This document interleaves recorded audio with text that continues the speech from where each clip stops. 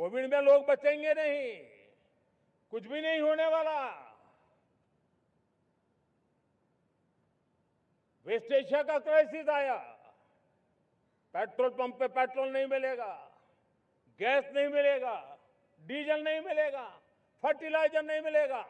सारी दुनिया भर की अफवाहें फैला करके भारत के लोगों को भयभीत करने का, डराने का, चिंता के अंदर डुबो देने का कुछ लोगों को आनंद आ रहा था।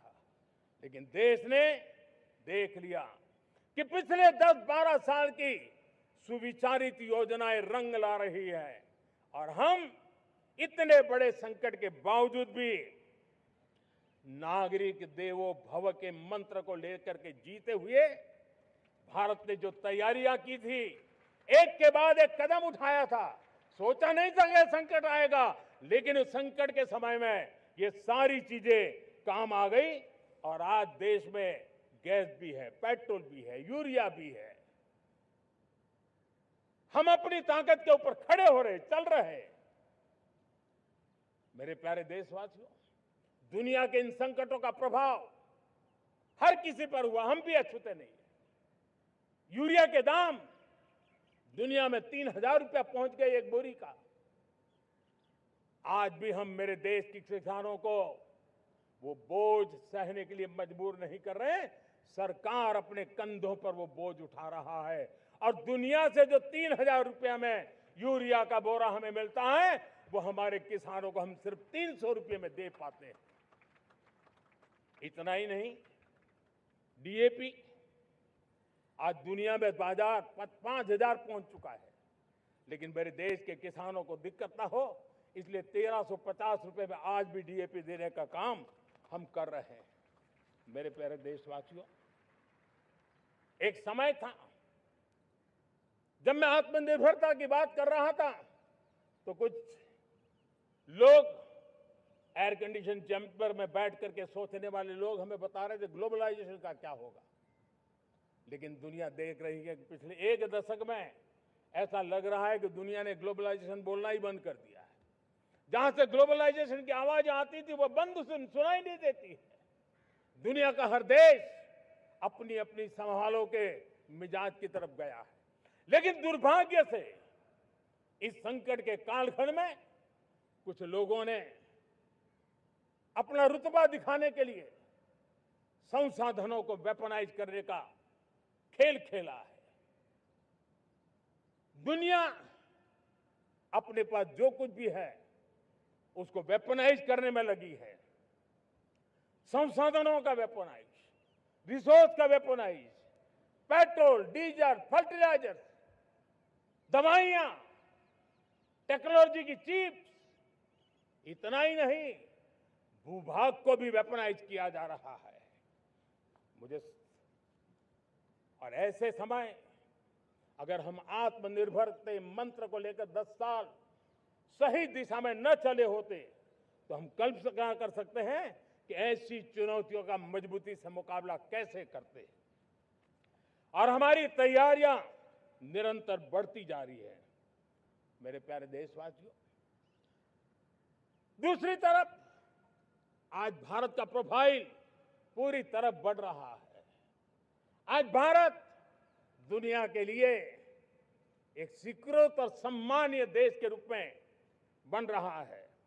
भारत के पास स्थिर पॉलिटिकल मैंडेट है, स्थिर सरकार है, भारत का वाइब्रेंट लोकतंत्र है, भारत का मजबूत न्याय तंत्र है और हम सबको दिशा देने वाला भारत का संविधान है।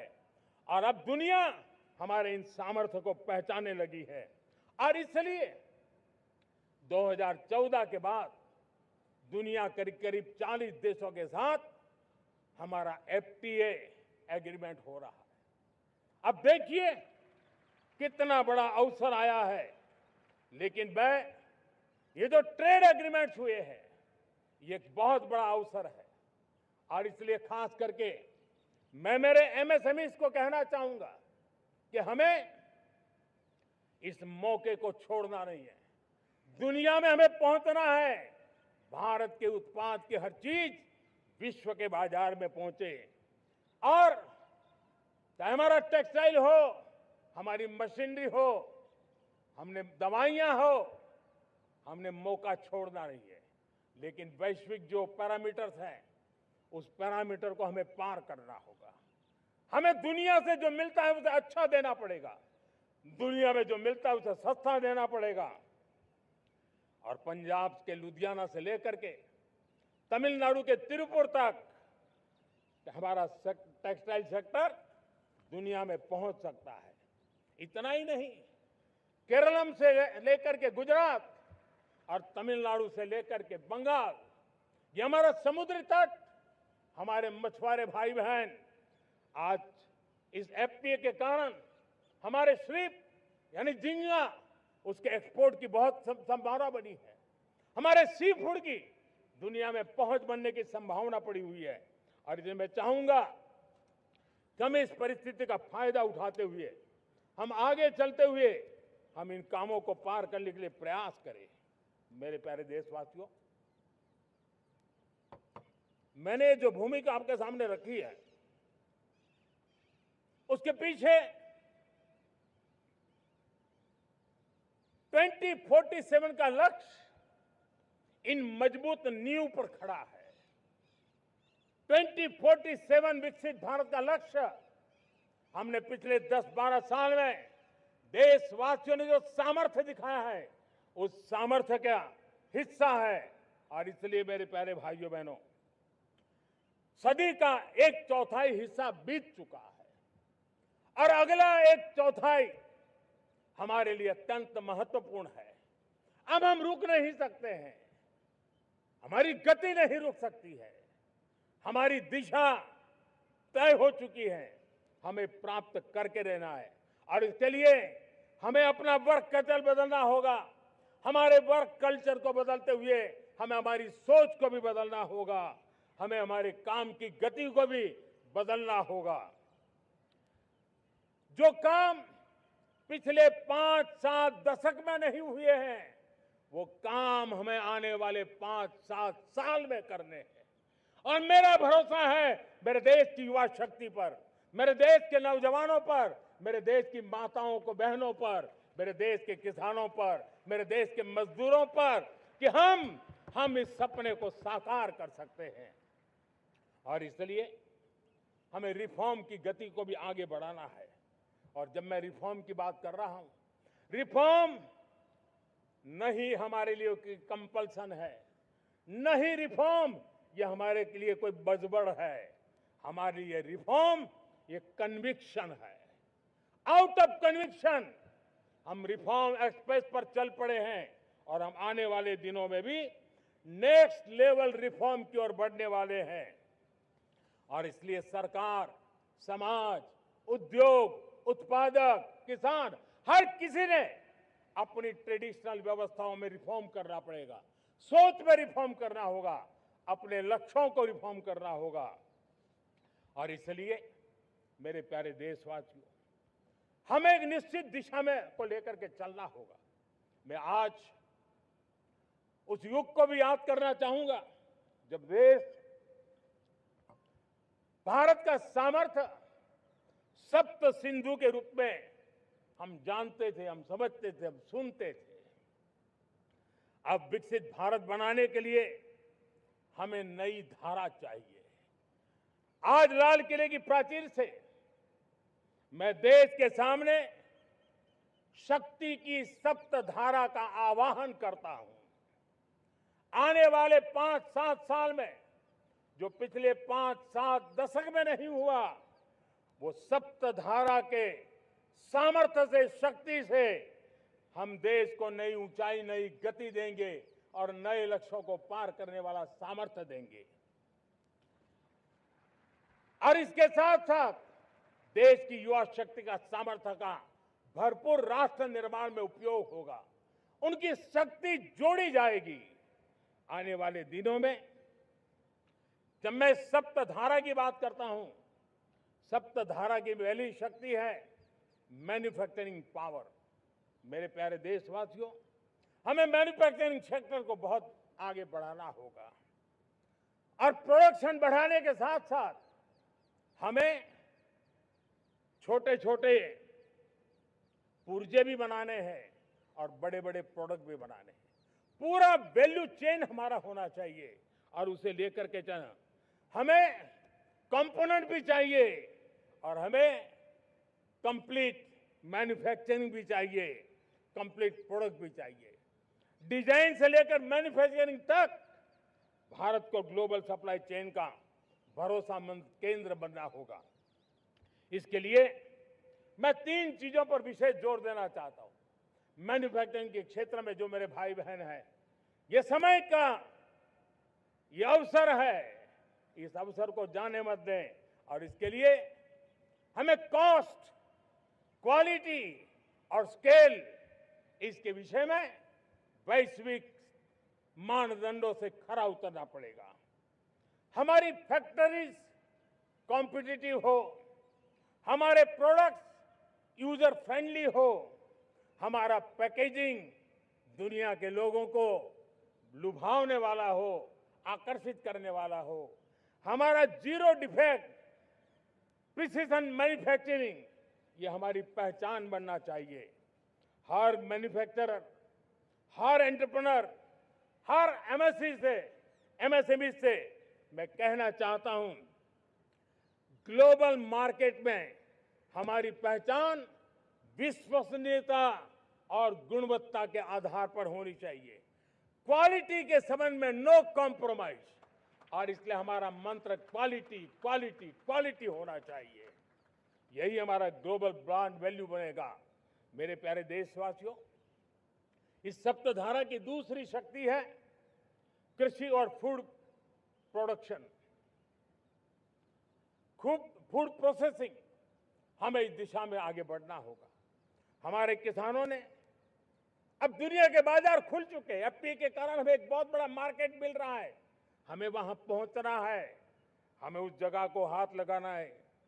हमें खेत से लेकर एक्सपोर्ट मार्केट की ओर जाना होगा। हमारे पारंपरिक खान पान हो, हमारे मिलेट्स हो, हमारे मसाला हो, हमारे फल हो, फूल हो, क्या कुछ नहीं है हमारे पास, वो ग्लोबल ब्रांड्स बनने चाहिए।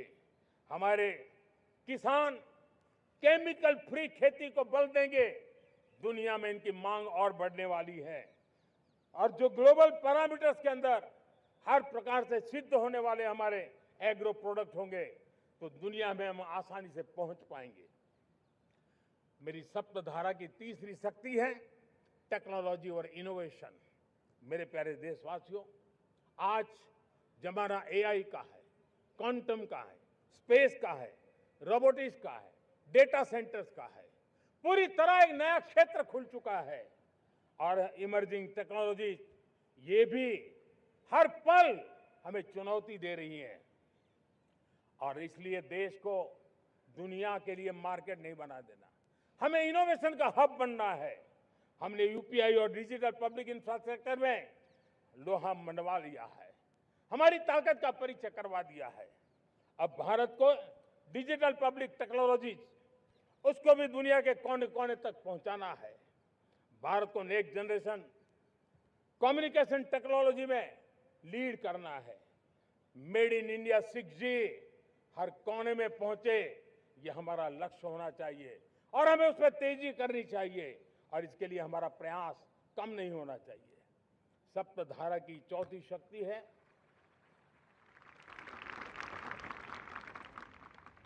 गति शक्ति। ये गति शक्ति, देश के अंदर सीमलेस फास्ट कनेक्टिविटी पर हमें बल देना होगा। शहरों को हाई स्पीड रेल से हमें जोड़ना होगा। मॉडर्न हाईवे चाहिए, इनलैंड वाटरवेज चाहिए, एयरपोर्ट चाहिए, मल्टी मॉडल लॉजिस्टिक की व्यवस्था चाहिए। हमें पोर्ट्स को सिर्फ सामान उतारना चढ़ाने की जगह नहीं, दुनिया के शिप्स आकर के लंगर हो जाए इतना नहीं, हमें हमारे पोर्ट्स को पोर्ट लेड डेवलपमेंट ग्रोथ की दिशा में हमें आगे बढ़ना होगा। हमारी पांचवी शक्ति है सप्तधारा की, वो है रक्षा शक्ति। और ये रक्षा शक्ति का महत्व हर प्रकार से है। मेरे प्यारे देशवासियों, डिफेंस में आत्मनिर्भर होना अब भारत ने अनुभव कर लिया, दुनिया ने अनुभव कर लिया है, इसके बिना कोई चारा नहीं है।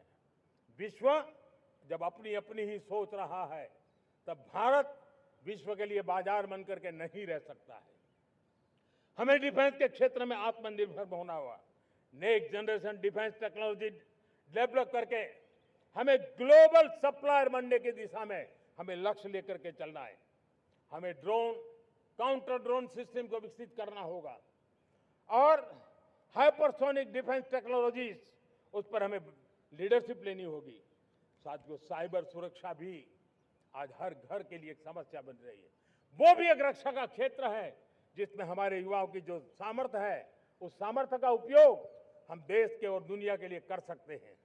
हमारी सप्तधारा की छठी शक्ति है ग्रीन इकोनॉमी, ब्लू इकोनॉमी, जो ग्रीन जॉब को भी जन्म देती है। हमें green hydrogen, renewable energy, energy storage, green mobility, green manufacturing in global scale हमें पा करके रहना है। हमें दुनिया जब ग्लोबल वार्मिंग की चर्चा करती रहती है, हम रास्ते खोजते रहते हैं, हम समस्याओं का समाधान दे रहे हैं और भारत ये ग्रीन मूवमेंट का बहुत बड़ा सामर्थ्य लेकर के चलिए। भारत के पास ब्लू इकोनॉमी के लिए भी बहुत बड़ा अवसर है। बहुत बड़ा लंबा हमारा कोस्ट लाइन है। ब्लू इकोनॉमी के लिए बहुत बड़े अवसर है। फिशरीज है, कोस्टल टूरिज्म है, ओशन टेक्नोलॉजी है। ऐसे कितने ही क्षेत्र हैं जिसमें हम आगे बढ़ सकते हैं। मेरे प्यारे देशवासियों, भारत सप्तधारा की जब बात करके लेकर चला है, तब हमारी 7वीं धारा है और दुनिया के लिए इसका अपना भी एक महत्व है और वो है भारत का सॉफ्ट पावर। भारत के सॉफ्ट पावर की ताकत है।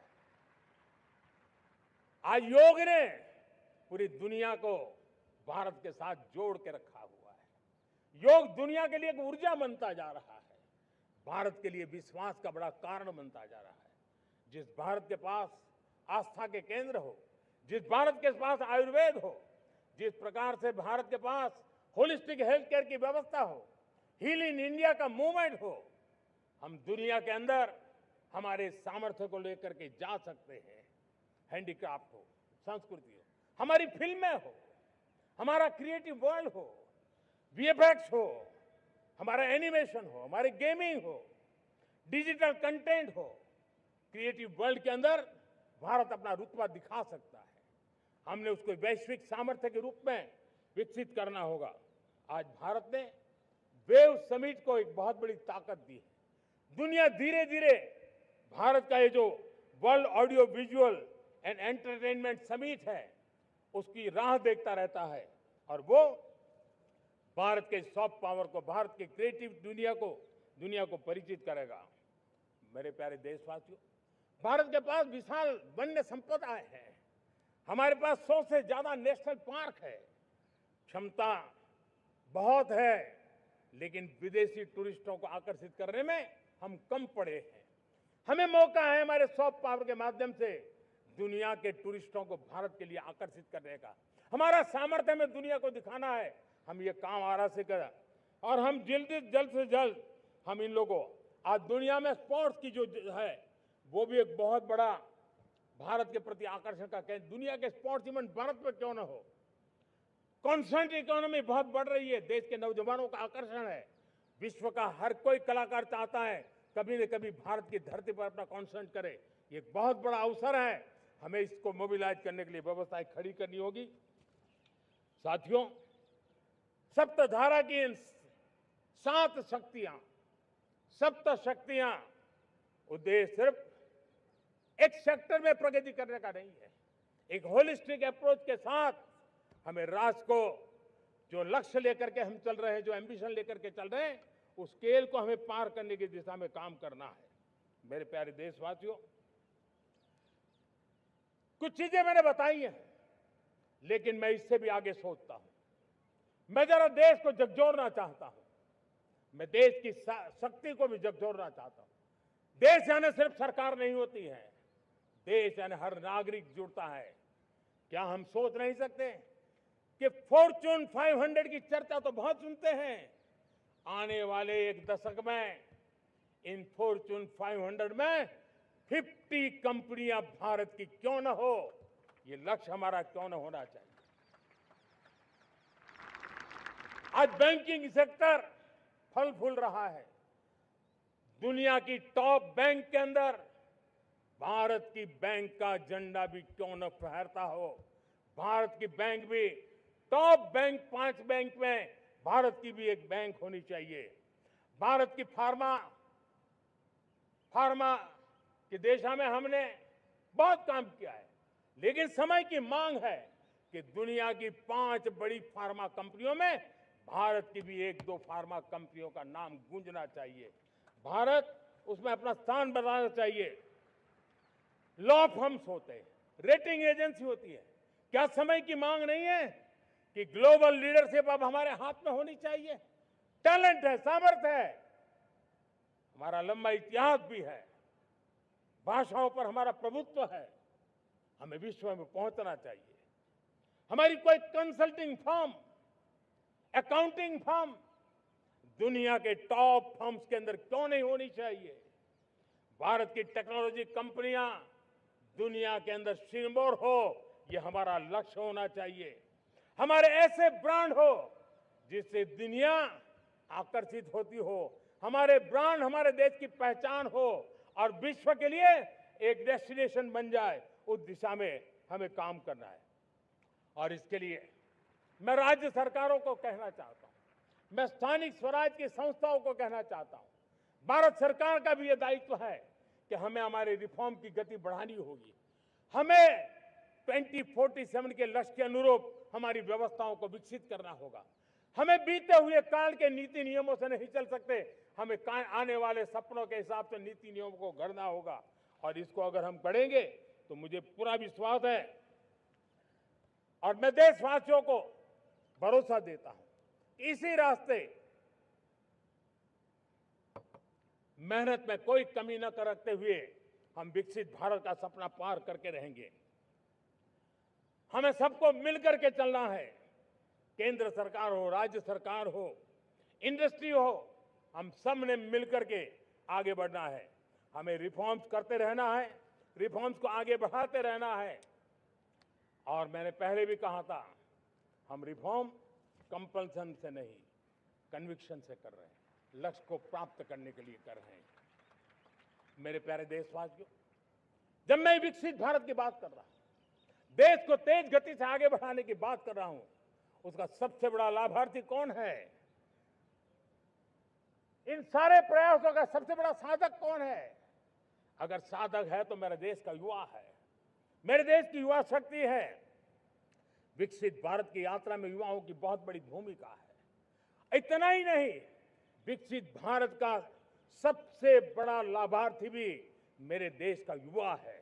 और इसलिए हमें विकसित भारत के लक्ष्य को युवाओं के साथ जोड़ करके आगे बढ़ाना है।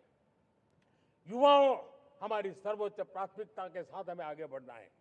साथियों, पिछले 10-12 साल में उस दिशा में बहुत कुछ हुआ है। स्टार्टअप इंडिया अभियान, आज पूरे देश में 2.5 लाख से ज्यादा रजिस्टर्ड स्टार्टअप बन गए। देश के नौजवान खुद तो काम कर रहे हैं, अनेकों को रोजगार दे रहे हैं। 1 लाख करोड़ रुपया इनोवेशन फंड भारत सरकार ने घोषित किया है। मैं देश को, नौजवानों को कहना चाहता हूं, आप अपने सपनों को लेकर के आइए, संसाधनों की कमी नहीं रहने देंगे। 1 लाख करोड़ रुपया आपके दिल दिमाग को सामर्थ्य देने का एक व्यवस्था हमने कर दी है। रिसर्च के नए अवसर मिले, डिजिटल इंडिया के नए सस्ते डेटा, ये युवाओं को सशक्त किया। दुनिया में सस्ता डेटा कहीं है तो भारत की धरती पर है। और देश के नौजवानों को उसने नई ताकत दी है। स्किल इंडिया हमने नेशनल प्रोग्राम बनाया है। स्पेस सेक्टर को हमने ओपन कर दिया। नेशनल ड्रोन पॉलिसी हमने बनाई है। खेलो इंडिया पॉलिसी बनाई है। 35 वर्षों तक एजुकेशन पॉलिसी नहीं थी, नई एजुकेशन पॉलिसी लेकर के आए हैं। और इसका फायदा मिडिल क्लास के परिवारों को हुआ है। साथियों, 2004 से 14 आंकड़ा मुझे देना चाहिए आपको। 2004 से 14 हमारे देश में 350 से भी कम यूनिवर्सिटी थी और आज 10-12 साल के भीतर भीतर करीब 650 नई यूनिवर्सिटी जुड़ चुकी है। करीब 1000 का आंकड़ा हम पहुंच रहे हैं। 2014 के पहले मेडिकल की सिर्फ 400 सीटें हुआ करती थी। आज करीब करीब 850 सीटें मेडिकल की हो रही है। इतना ही नहीं, अब विदेशी यूनिवर्सिटी भी भारत की धरती पर आ रही हैं। भारत के अंदर विदेशी यूनिवर्सिटी की डिग्री मेरे नौजवान को मिले, इसका प्रबंध भी हो चुका है। हमारे देश के युवा मन बचपन से ही टेक्नोलॉजी की तरफ आकर्षित हो, उस दिशा में हम काम कर रहे हैं और इसलिए हमने करीब 10,000 से अधिक अटल टिंकरिंग लैब छोटे छोटे बच्चों के हवाले कर दी है ताकि उनका इनोवेशन और टेक्नोलॉजी के अंदर उनका मन बने। 12 वर्ष युवा, हमने अनेक रास्ते खोले। हम स्टार्टअप ओपन कर दिया, आपने देखा होगा। भारत के प्राइवेट स्टार्टअप 28 साल की एवरेज उम्र के बच्चों ने, नौजवानों ने दुनिया में पहले ही ट्रायल में अपना सैटेलाइट लॉन्च कर दिया और रॉकेट लॉन्च कर दिया। उन्होंने बहुत बड़ा काम कर दिया साथियों। आज करीब 2.5 लाख से ज्यादा रजिस्टर्ड स्टार्टअप है। हमने पिछले दिनों एआई इंपैक्ट समिट किया था। एआई का विस्तार बहुत तेजी से बढ़ रहा है। लाल किले से मैं देश के नौजवानों के लिए घोषणा करना चाहता हूं। हमने तय किया है कि आने वाले 1 वर्ष में 1 करोड़ युवाओं को एआई स्किल के लिए ट्रेनिंग देने का हम काम करेंगे ताकि हमारा देश का नौजवान एआई की दुनिया में भी नेतृत्व करने का सामर्थ्य। मेरे साथियों, बायो इकोनॉमी एक नया क्षेत्र है। एक समय था 2014 के पहले सिर्फ 60,000 करोड़ रुपए का बायो इकोनॉमी का काम होता था। मेरे देश के नौजवान, आपने क्या कमाल कर दिया है। देखिए, नीतियां जब सही होती है, लक्ष्य जब साफ होता है, तो मेरे देश के नौजवान कैसा करके थे। बायो इकोनॉमी में देश की युवा शक्ति ने सामर्थ्य दिखाया है। 2014 के पहले जो 60,000 करोड़ का कारोबार था, आज वो कारोबार बायो इकोनॉमी 20 लाख करोड़ पहुंच चुकी है। दोस्तों,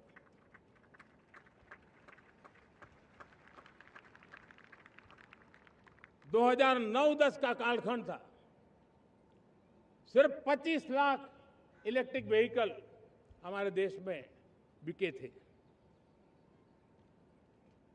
1.5 लाख इलेक्ट्रिक व्हीकल बिके थे 2009-10 में। 1.5 लाख इलेक्ट्रिक व्हीकल।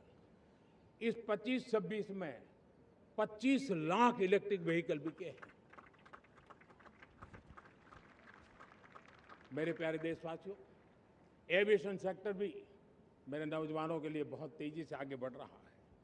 नए एयरपोर्ट, नए रूट, नए रोजगार के अवसर बना रहे हैं।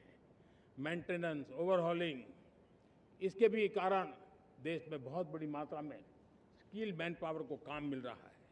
मेड इन इंडिया हवाई जहाज बनाने की दिशा में हमने सफलता पाई है। Made in India defence transport aircraft C295 already अपनी उड़ान भर चुका है, सफल उड़ान भर चुका है। ये देश के नौजवानों के लिए, मेरे साथियों, ड्रोन ने भी बहुत बड़ा काम किया है। स्वामित्व योजना, गांव में ड्रोन से स्वामित्व योजना सफल हो रही है। करीब 3.25 करोड़ परिवारों को स्वामित्व योजना का लाभ मिला है और इसके कारण स्वतंत्रता दिवस की बहुत बहुत शुभकामनाएं।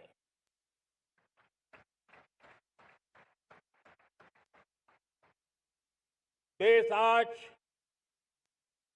उन महान सपूतों का पुण्य स्मरण करती है जिन्होंने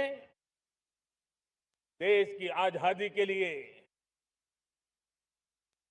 त्याग, बलिदान की पराकाष्ठा की। अपने तप, त्याग और बलिदान से आजादी के एकमात्र लक्ष्य को लेकर के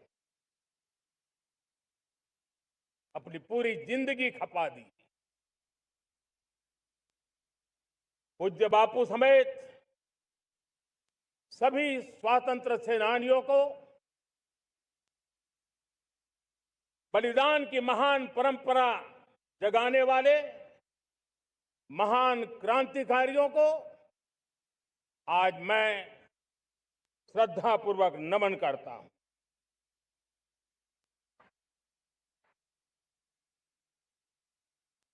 आज जो इस समारोह में उपस्थित है, उन सब के लिए आज एक ऐतिहासिक पल भी है।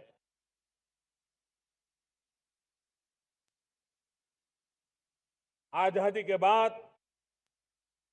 15 अगस्त को लाल किले पर पहली बार वंदे मातरम गूंज रहा है।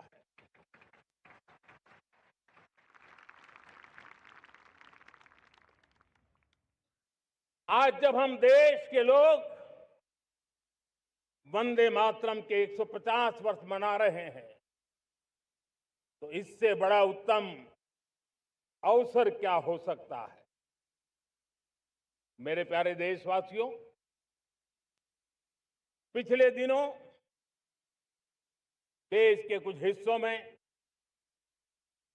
बाढ़ का प्रकोप रहा, भूस्खलन का प्रकोप रहा, अनेक परिवार प्रभावित हुए। उनके दुख दर्द को हम भली भांति अनुभव करते हैं। पीड़ित परिवारों को मैं विश्वास दिलाता हूं कि हम और पूरा देश उनके साथ खड़े हैं। मेरे प्यारे देशवासियों, कोई भी राष्ट्र तब महान बनता है, तब अपनी सिद्धियों को प्राप्त करता है, जब अपने सपनों,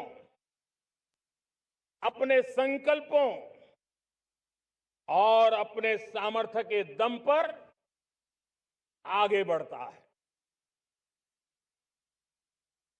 मेरे देशवासियों, अब छोटे सपनों से चलने वाला नहीं है। हमें बड़े सपने, क्योंकि बड़े सपने हमारी सोच को भी विस्तार देते हैं, हमारी सोच की क्षितिज को विस्तृत करते हैं। हमारे संकल्प दृढ़ होने चाहिए। जब संकल्प दृढ़ होता है तो कठिनाइयों से, आपदाओं के बीच से रास्ते निकालने का सामर्थ्य अपने आप उभर करके आता है। और मेरे प्यारे देशवासियों, हमारे संकल्प भी ऊंचे होने चाहिए, क्योंकि जब सपने ऊंचे होते हैं, संकल्प ऊंचे होते हैं, तो हमारे सामर्थ्य की ऊंचाई भी बढ़ती है, हमारे प्रयासों की ऊंचाई भी बढ़ती है, और तब जाकर के हम सपनों को साकार कर सकते हैं। मेरे प्यारे देशवासियों, आज भारत ने भी एक बहुत बड़ा सपना देखा है, दृढ़ संकल्प के साथ देखा है। नई ऊंचाइयों को छूने के लिए देखा है। और वो सपना है, जब आजादी के 100 साल होंगे, 2047 में हम विकसित भारत बना के रहेंगे। 140 करोड़ देशवासियों के पुरुषार्थ से इस लक्ष्य को हमें हासिल करना है। और जब दुनिया की सबसे बड़ी आबादी वाला देश विकसित होने का संकल्प लेता है, तो ये दुनिया की नजरों में भी हमारे साहस का परिचायक बन जाता है। दुनिया हमारी तरफ देखने का नजरिया बदलने के लिए मजबूर हो जाती है। प्यारे देशवासियों, और मैं ऐसे ही नहीं कह रहा हूं।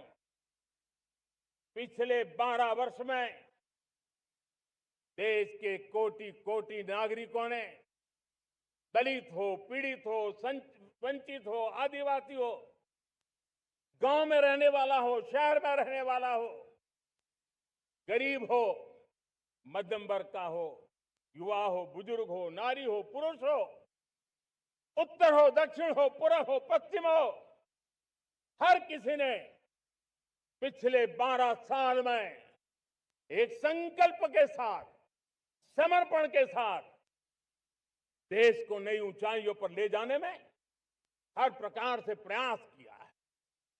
मैं उनके इस प्रयासों का आदरपूर्वक स्वीकार करता और उसी का परिणाम है कि इतने कम समय में 25 करोड़ देशवासी गरीबी को परास्त करके गरीबी से बाहर निकले हैं। इन्हीं देशवासियों का प्रयास का परिणाम है कि हम कभी फ्रेजाइल 5 में गिरे जाते थे। 12 साल के भीतर भीतर हम एक मेजर इकोनॉमी में फास्टेस्ट ग्रोइंग इकोनॉमी बन गए हैं। साथियों, देश आजाद हुआ, बहुत सारे सपने लेकर के आजाद हुआ, लेकिन हम गति नहीं पकड़ पाए, रफ्तार नहीं पकड़ पाए। होती है, चलती है, अरे हो जाएगा, देखा जाएगा, उसी में खोए रहे। 2014 तक आते आते तो पूरे विश्व ने हमें फ्रेजाइल 5 के उस में डंप कर दिया था। ऐसे समय पिछले 12 साल में भारत ने एक नई रफ्तार पकड़ी। तेज गति से हम आगे बढ़ रहे हैं और देशवासियों का संकल्प है कि अब 140 करोड़ देशवासियों के संकल्प को, सामर्थ्य को रोकना नामुमकिन है। प्यारे देशवासियों, पिछले 12 वर्षों में डिफेंस प्रोडक्शन करीब 4 गुना हुआ। खादी और ग्रामोद्योग का उत्पादन करीब 5 गुना हुआ। इलेक्ट्रॉनिक मैन्युफैक्चरिंग करीब 7 गुना बढ़ा। आधुनिक रेलवे कोच का निर्माण 21 गुना बढ़ा। मोबाइल फोन उत्पादन 33 गुना बढ़ा। इतना ही नहीं, आधुनिक युग को देकर के भी डिजिटल और इनोवेशन की दुनिया में भी हमने अपना परचम लहराया। इंटरनेट कंज्यूमर करीब करीब 4 गुना बढ़े। पेटेंट ग्रांट होने की संख्या 4 गुना बढ़ी। डिजिटल ट्रांजैक्शन 100 गुना बढ़े। सामान्य मानवीय की सुविधाओं की तरफ भी हमने उतना ही गंभीरता से काम किया। हर साल औसतन 15 गुना ज्यादा तेजी से हमने नल से जल कनेक्शन दिए। हर साल औसतन 6 गुनी ज्यादा रफ्तार से लोगों को गैस कनेक्शन दिए। हर साल 4 गुनी रफ्तार से गरीबों के लिए टॉयलेट बनाने का काम किया। हर साल 3 गुना ज्यादा तेजी से गरीबों को घर देने का काम किया। देश ने गवर्नेंस में भी बहुत बदलाव लाया। हजारों की संख्या में कंप्लायंसेस खत्म किए। सैकड़ों की तादाद में पुराने कानून खत्म किए। पिछली शताब्दी के कानूनों से 21वीं शताब्दी की मार्च नहीं हो सकती। हमने आधुनिक इंफ्रास्ट्रक्चर के लिए मेट्रो का विस्तार किया। हमने पब्लिक ट्रांसपोर्ट को ताकत दी।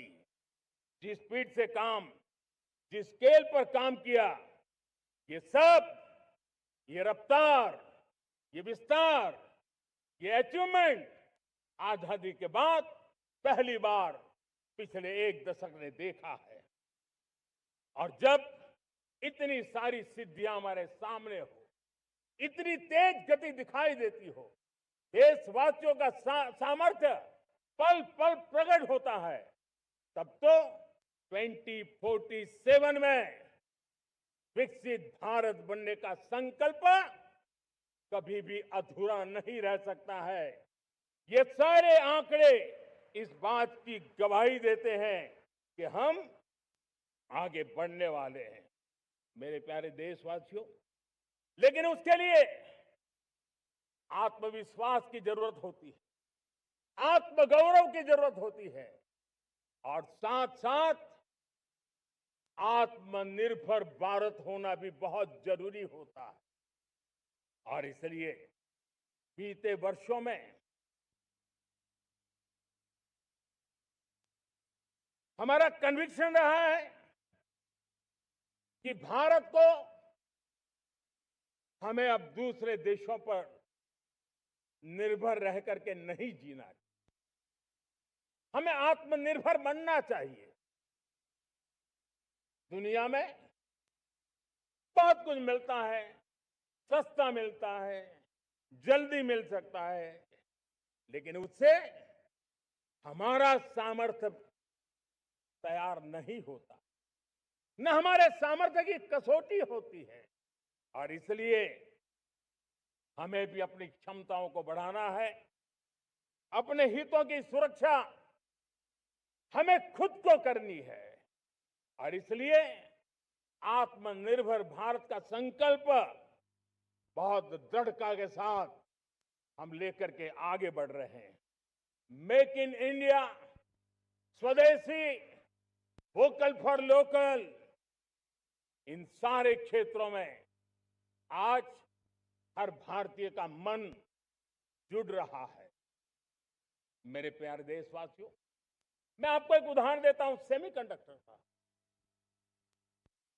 देश आजाद होने के बाद विश्व में तो सेमीकंडक्टर की चर्चा हो चुकी थी, हमारे यहां भी बातें होती थी, लेकिन सेमीकंडक्टर का कोई बड़ा प्लान हम आगे नहीं बढ़ा पाए। और आज स्थिति क्या है? आज की डिजिटल दुनिया में, आज की टेक्नोलॉजी में चिप का महात्म्य हम समझते हैं। कोई भी इलेक्ट्रॉनिक गुड्स होगा, हमारे मेडिकल इक्विपमेंट होंगे, हमारे ट्रांसपोर्ट के रास्ते होंगे, हर किसी में चिप अनिवार्य है। और इस चिप के बिना दुनिया थम जाए ऐसी स्थिति पैदा हो जाए। और इसलिए भारत ने आत्मनिर्भर होने की दिशा में अपना सेमीकंडक्टर प्लांट, बड़ा सेमीकंडक्टर प्लांट,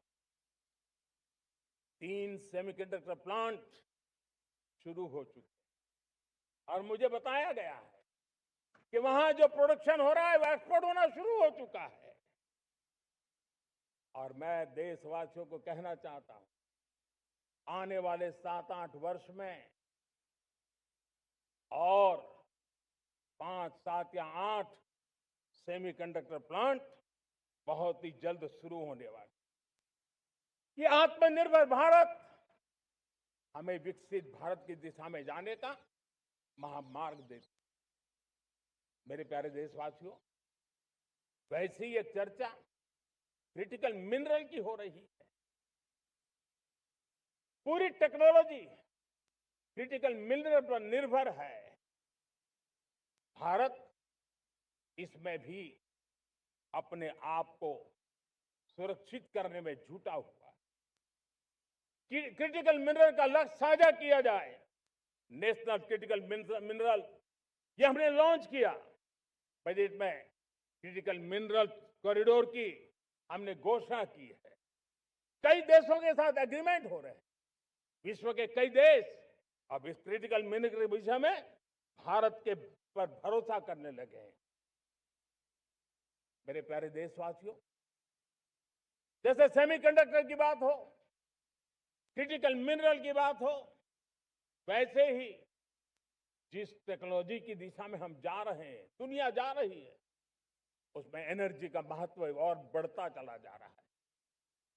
अब एनर्जी के बिना भी नई दुनिया को चलाना मुश्किल है और इसलिए हमें चिप हो, एआई हो, डेटा सेंटर हो, हमें बहुत बड़ी मात्रा में बिजली की जरूरत होगी।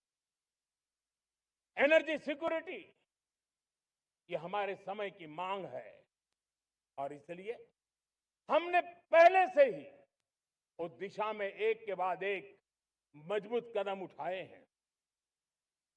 एनर्जी सिक्योरिटी का एक बड़ा माध्यम है परमाणु ऊर्जा, न्यूक्लियर एनर्जी। हमने पार्लियामेंट में शांति एक्ट पास कर करके एक नए लक्ष्य तरफ जाने का रास्ता तय कर लिया है। 2047 तक हम 100 गीगावाट न्यूक्लियर पावर का लक्ष्य लेकर के चल रहे हैं। इसी एक दशक में हम 5 नए न्यूक्लियर रिएक्टर शुरू करने का लक्ष्य लेकर के चल रहे हैं। इस वर्ष भारत ने फास्ट ब्रीडर न्यूक्लियर टेक्नोलॉजी में महारत हासिल करके एक अहम पड़ाव पार किया है और उसके कारण परमाणु ईंधन में आत्मनिर्भर बनने की दिशा में हमें एक बहुत बड़ा सफलता का कदम हमने रखा है। मेरे प्यारे देशवासियों, कई बार संसाधनों की कमी के कारण देश रुकता नहीं है, लेकिन रुकने का कारण सोच की सीमाएं होती हैं। जब सोच बंध जाती है, सीमाओं में सड़ने लग जाती है, तब हम अपने सामर्थ्य को भी पहचान नहीं पाते हैं। देश को आज कच्चे तेल पर निर्भर रहना पड़ रहा है और हमारी गलत सोच के कारण है। आप जान के हैरान हो जाएंगे, हमने समुद्री तट पे 99% हमारा समुद्री तट का पूरा हिस्सा ऐसी सोच के कारण नो गो एरिया घोषित करके रखा था। हमने ही समंदर के अंदर जाकर के एक्सप्लोरेशन न करने का निर्णय कर लिया था। ये सोच का दारिद्र्य था। हमने फैसला किया ये नहीं चल सकता। हमने उस 99% को, जो कभी नो गो एरिया हुआ करते थे, हमने उसको गो एहेड एरिया के रूप में खुला कर दिया है और अब हम समुद्र के भीतर भी एक्सप्लोरेशन करने की और नए नए भंडार खोजने की दिशा में हम प्रवृत्त हैं, हम प्रयास कर रहे हैं। हमने पिछले वर्ष उसी दिशा में एक महत्वपूर्ण कदम रखते हुए समुद्र मंथन की घोषणा की थी और पिछले दिनों हमने 85,000 करोड़ रुपए इस काम के लिए आवंटित करके काम को गति देने का निर्णय कर लिया है। मेरे प्यारे देशवासियों, एनर्जी सिक्योरिटी, इसका मैंने कहा कि हमें ऑल्टरनेट स्रोतों की तरफ भी पूरी शक्ति लगाना बहुत जरूरी है और इसलिए ऊर्जा का सही इस्तेमाल बढ़ाते हुए भारत इसी दिशा में आज तेजी से काम कर रहा है। 2014 से पहले, मतलब आज से 12 साल पहले, हमारे देश में सिर्फ 70 शहरों में पाइप से गैस की व्यवस्था थी, पाइप से गैस डिस्ट्रीब्यूशन होता था। 12 साल में इन 70 शहरों को हमने 700 शहरों तक पहुंचा दिया है। ये होती है रफ्तार, ये होता है विस्तार। 2014 के पहले मुश्किल से 20-22 लाख घरों में पाइप से गैस पहुंचता था। आज 2.25 करोड़ घरों में पाइप से गैस पहुंचाने का काम हो रहा है। 12 वर्ष पहले देश में सोलर एनर्जी की कैपेसिटी सिर्फ 2 गीगावाट थी। 2 गीगावाट, आज 160 गीगावाट हमने प्राप्त किया है लक्ष्य। मेरे प्यारे देशवासियों, मैं एक और जानकारी देता हूं। हमने इसका लाभ देश के मध्यम वर्ग को, सामान्य परिवार को मिले, इस तरफ भी उतना ही ध्यान केंद्रित किया। हमने पीएम सूर्यघर मुफ्त बिजली योजना चालू की और आज मुझे संतोष है कि इतने कम समय में 50 लाख घरों का सोलर एनर्जी का काम हम आंकड़ा पार कर चुके हैं। तेजी से चल रहा है और इसके कारण हजारों घरों का बिजली बिल 0 हो गया है। हजारों घर अपनी बिजली का उपयोग करने से अतिरिक्त बिजली आज बेच करके कमाई कर रहे हैं। हर परिवार को हम इस काम के लिए 80,000 रुपया सरकार की तरफ से एक एक परिवार को मदद दी जा रही है, तब जाकर के हम इस काम को पूरा कर रहे हैं। मेरे प्यारे देशवासियों, आपको जानकर के हैरानी होगी, ये जो हमारी रेलवे है उसका इलेक्ट्रिफिकेशन का काम हमारे देश में 1925 में शुरू हुआ था। 1925 में इलेक्ट्रिफिकेशन का काम शुरू हुआ, लेकिन 90 साल में 1925 से लेकर के 90 साल में सिर्फ 30% रेल का इलेक्ट्रिफिकेशन हुआ था। यानी 90 साल में 30%। हमारी रफ्तार देखिए, लक्ष्य को पाने के लिए हमारी दौड़ देख लीजिए। हमने एक दशक के अंदर 100% काम पूरा कर दिया। 90 साल में 30%, 10 साल में 70%, ये होता है काम। और इसके कारण डीजल जो हमें बाहर से लाना पड़ता है उसकी बचत हुई, बिजली से हमारी ट्रेनें चली, पर्यावरण को फायदा होने लगा। मेरे प्यारे देशवासियों,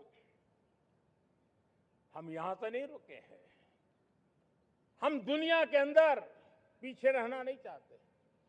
पिछले दिनों आपने खबर सुनी होगी, भारत ने ईंधन का नया क्षेत्र को भी छू लिया है। देश ने पहली हाइड्रोजन से चलने वाली ट्रेन शुरू कर दी है और मुझे खुशी है, ये सबसे लंबी ट्रेन है और सबसे ताकतवर ट्रेन है और दुनिया में